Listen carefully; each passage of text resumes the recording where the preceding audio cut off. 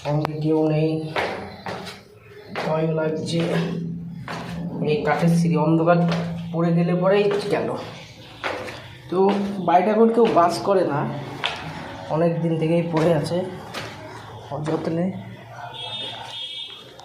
তো এই একটা, এই যে ছাদের অবস্থা, অন্দরমহল যেতে হবে।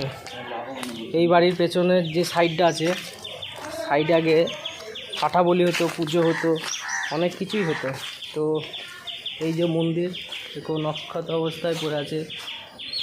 তো এই দেখো এই মন্দির, এখানে তখনকার দিনে তোমাদের ওই খিচুড়ি রান্না হতো, অনেক ভোগ টোগ খেতেও মানুষজন খেতে। এখনও অবধি যেখানে পাঁঠা বলি হতো সেই জায়গাটা এখনও গর্তটা করা আছে, এখানেই আগে বলিটা হতো।